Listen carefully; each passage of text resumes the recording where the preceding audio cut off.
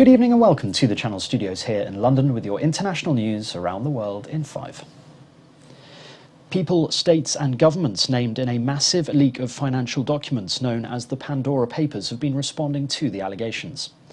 Reports that the King of Jordan secretly spent more than £70 million on a property empire in the UK and the US are distorted and exaggerated, that's according to the country's palace. Meanwhile, the Kremlin has rejected the Pandora Papers' findings that the President Vladimir Putin has secret assets in Monaco. The 12 million files, which is the biggest leak of its kind ever, also shows the family of Kenya's President Uhuru Kenyatta owned 13 offshore companies for decades.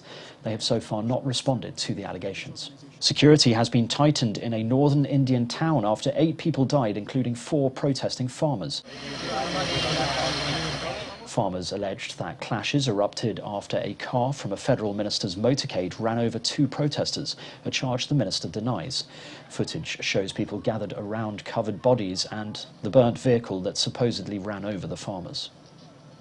North Korea has restored communication lines with the South months after it cut a cross-border hotline. The move comes days after the country's leader, Kim Jong-un, said he was willing to restore communication as a conditional olive branch. However, Pyongyang also said the restoration of their relationship was dependent on the attitude of South Korean authorities. Fumio Kishida has formally taken office as Japan's new prime minister, succeeding Yoshihide Suga, who resigned after just 1 year in office.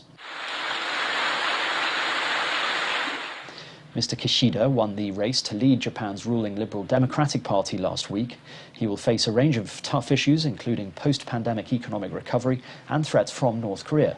He will also hope to help his party regain popularity after its unpopular push to host the Tokyo Olympics.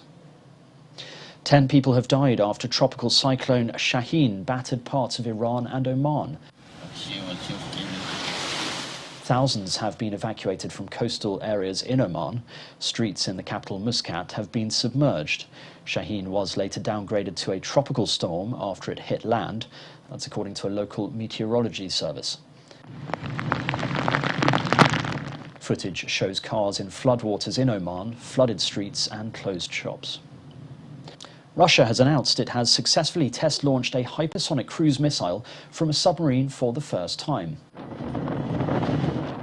The Defense Ministry has said that the Severodvinsk submarine fired the missile while deployed in the Barents Sea and had hit its chosen target. Low-quality video footage released by the ministry shows the missile shooting upwards from a submarine, its glare lighting up the night sky and illuminating the water's surface. Incredible new drone footage has been released of hot lava streams falling from the cliffs into the sea at La Palma's volcano.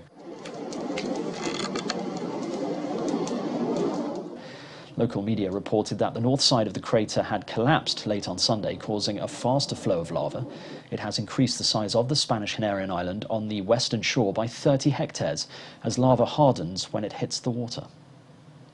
And finally, the new James Bond film has smashed UK box office records, grossing more on its opening weekend than any other film in the history of the franchise. James? No Time to Die also broke international pandemic box office records, making $119 million in the 54 markets where the film has launched to date. This makes it the first title from a Hollywood studio to crack $100 million without opening in China, the world's second biggest movie market. Oh, it's just a great relief. It was so important to be able to come and celebrate with all the other cast and crew and to get it into the cinemas, and we're here. And literally a year ago, I didn't think that was going to happen. So. And that's your international news around the world in 5. Now back to Channel Studios in Lagos.